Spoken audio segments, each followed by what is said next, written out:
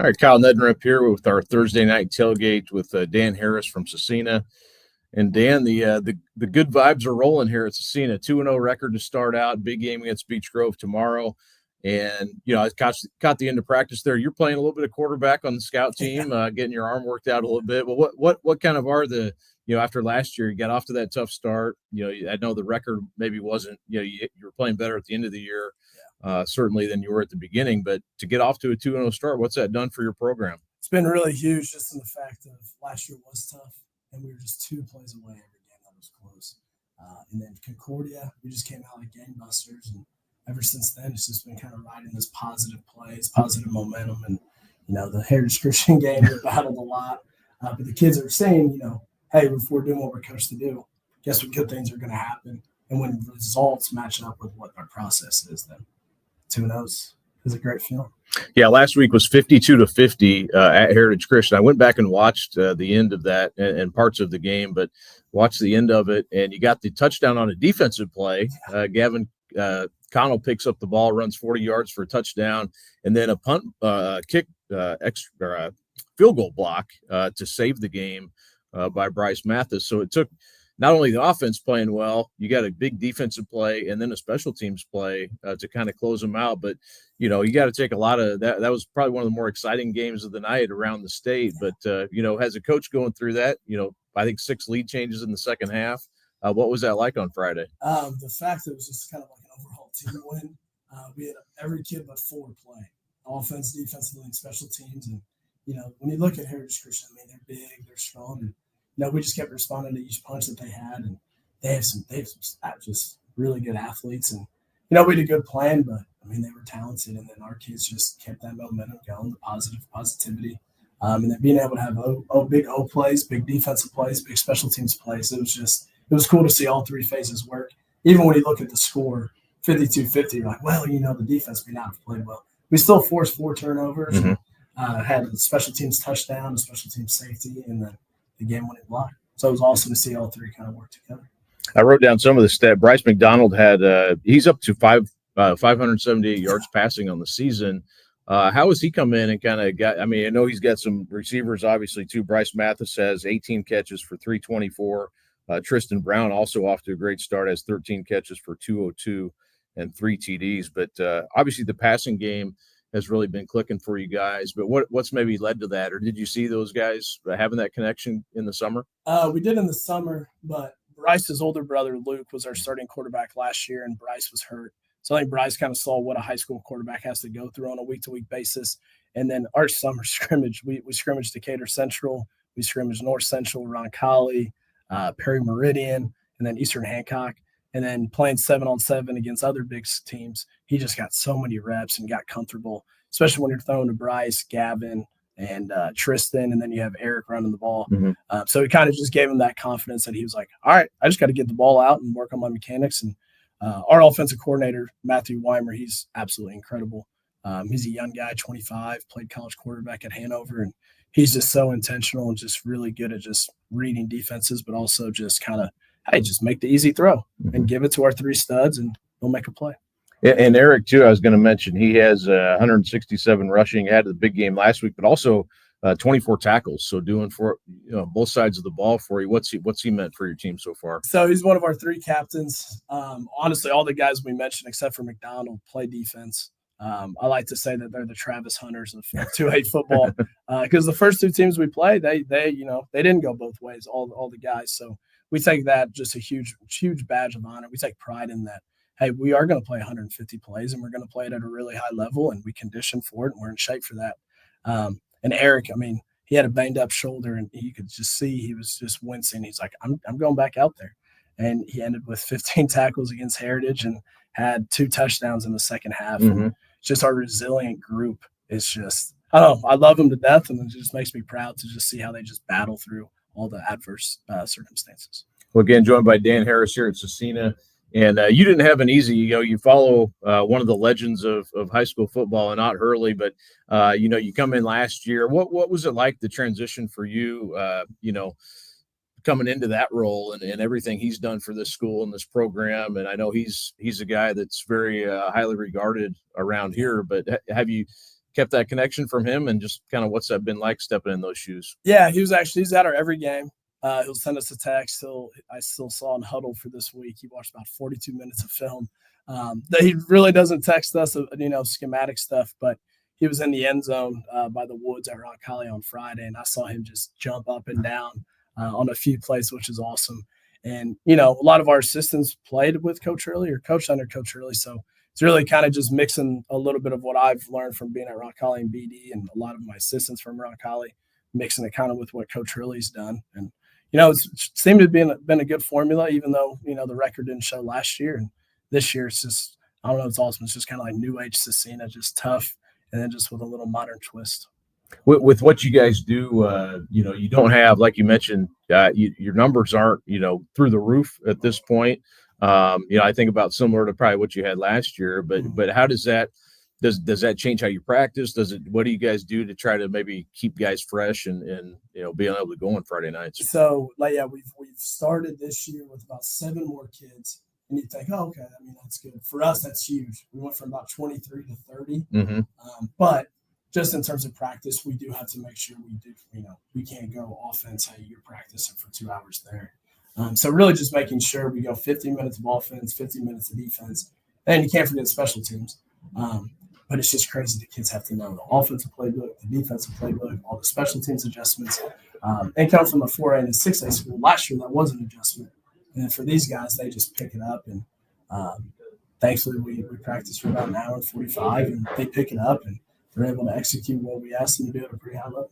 And you do have a history. I should have mentioned Roncalli background. You have coached at a high level with that program, with Noblesville, with Ben Davis. What has that kind of done for you as far as being able to come into this role as a head coach after coaching at those schools? What did you learn from those experiences? Honestly, I've had 4 great mentors. I had Coach Leonard at Franklin College. I had Coach Simmons at Ben Davis. I had Coach Bruce at Cyphers at Roncalli, and then Coach Quintana at Roncalli. And it's just seeing just take all the good that they've done and thank you. I was young and dumb. I would always ask for help, or I would always ask to help them, and they'd be like, "Oh yeah, you can do this." I don't want to do it. And so you do learn. I was a coordinator at a young age at BD, and it's just taking all the stuff that that they did well, and kind of molding it into what I want to do that's best for our program. And our kids respond to it, and I think there's a little cachet too, because you come from Roncalli and BD, and it's like, oh my goodness, like they got prestige, and then you look at Scecina, it's no different. Prestige is known everywhere, just at a smaller school. So it's really just taking the good from all the coaches I've been blessed to coach with, and then just kind of put it to more of like a smaller school level. When you get that first job, a head coaching job, are you leaning on those guys a little bit? Do you ask them questions going in and even during the season, like, hey, what do you think about this or that? Yeah, so I definitely did. My biggest guy I talked to a lot was Caleb Small. So we were best friends in Ben Davis and Noblesville, and we would just kind of on our calls home just vent and talk about what we should be doing, what we shouldn't be doing. So Caleb, he means the world to me, and we're able to bounce ideas off. And we just got off the phone a couple of days ago, and he was huge with that. And then a couple of the other coaches, I'll send text to 5 questions, and they're more than happy to respond. So very blessed. Yeah, and with Scecina, you guys don't have your own game stadium, but you do have a field now, at least with the turf field, and was just out there at practice watching a little bit. It's a better situation, obviously, for practicing and other events they can have here. What does that do for you, I guess, that just to be able to have that now compared to what it used to be? Yeah, so 2 years ago, the year before I got hired, they had to drive up to 38th Street in St. Andrews. Just typical CYO elementary field. And then being able to come out here, it is awesome. We have alums coming in, and we hosted our first scrimmage against Tech, and just being able to take pride. It's like, that's ours. We don't have a home field, but that's ours to always have and to practice on, and to just really make that field proud. And CYO practices there, our Eastside team, so they're out there. We're able to dap them up, talk to them, coach them. That has just been a game changer for not only football, but soccer, baseball, really all of the sports here. It's just, I don't know. When you have something that nice, you have pride in it. And, that's given us something on the east side to be very prideful about. I would assume that, it's just hard to have a game here because there's no parking really around. Is there any chance in the future maybe of having a game or two here? I don't know. We'll see. We'll see. Hopefully it's in the cards. But, yeah, it went good. Had about 500 or 600 people here. It was so cool. Yeah. So hopefully we're able to do it sooner than later in the next few years. It would be cool.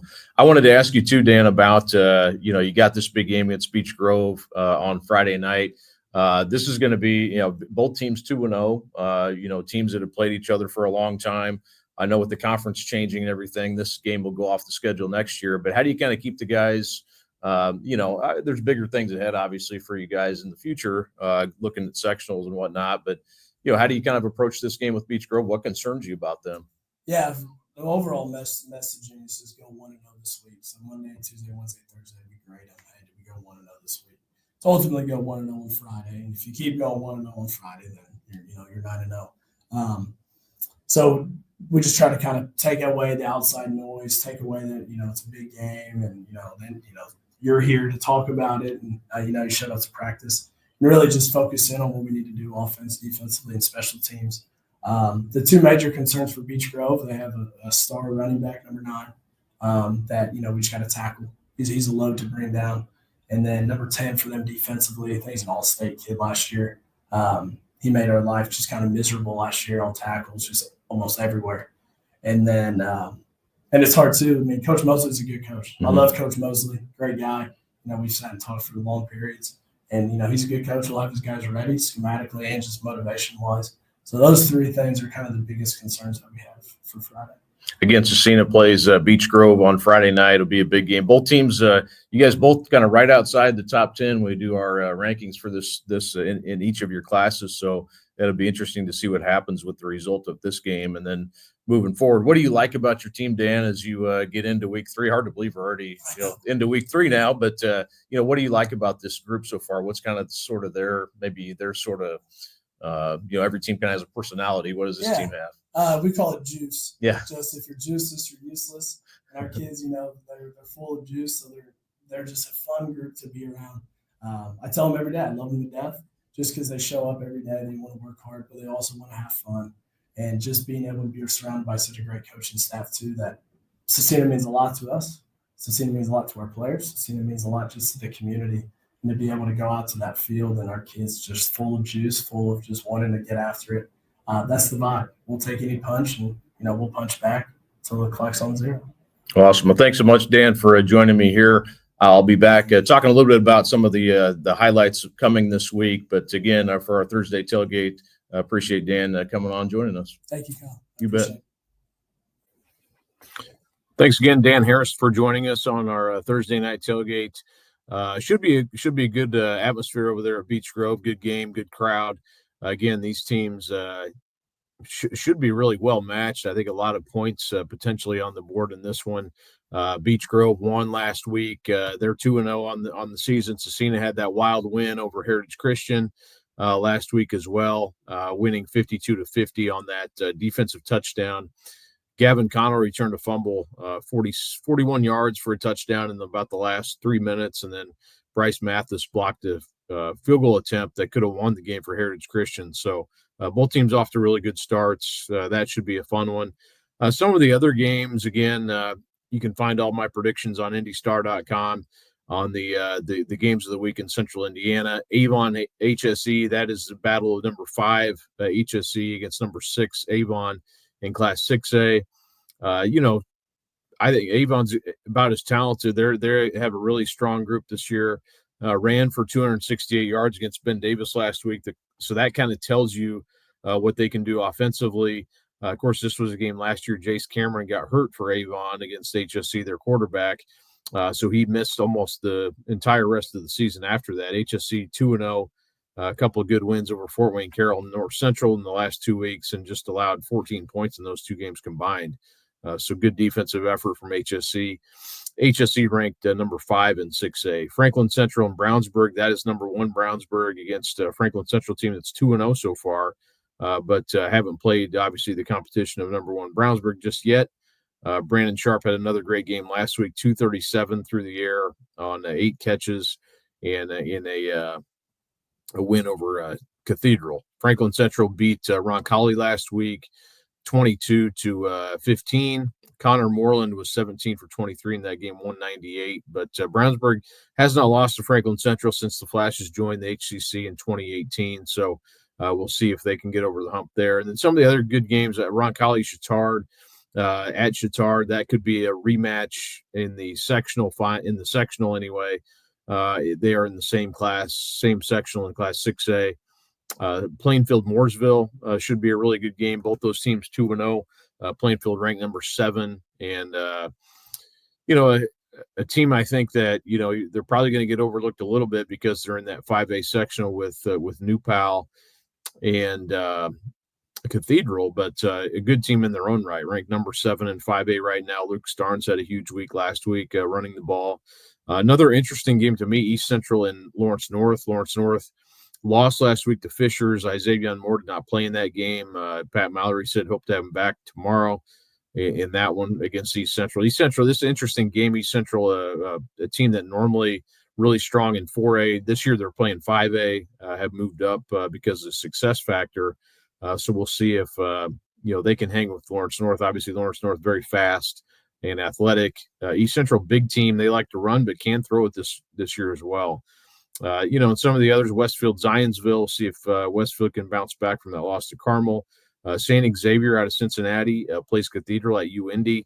That's always seems like a close game every time those teams play each other. Some others, Fishers at Noblesville. Centerville, Ohio plays at Carmel, so see if the Greyhounds can stay on track. Triton Central at Tri-West should be a really good game. That's the first Hoosier Legends Conference game for both those teams in that new conference. And I was told today there's an I-74 trophy that will be involved in that game. That as that game moves forward, kind of a rivalry trophy between the two teams. So that could be a good one. North Central at Warren Central, I think will be an interesting game. So Marion at Center Grove, it's a different type of game we haven't seen on the schedule before. Decatur Central Whiteland in the mid-state, always a good battle. So lots of good games. Pike at Ben Davis, I think, will be interesting. Both those teams trying to get their first win of the season. So lots of good stuff tomorrow night or Friday night if you're watching this on Friday. Should be a fun week 3 of football. We'll do a live show at 11 p.m. again on Friday night. And have obviously lots of coverage at IndyStar.com from all of the games in Central Indiana on Friday night. So stay plugged in there. And again, thanks to Dan Harris for joining me, and we'll talk to you soon.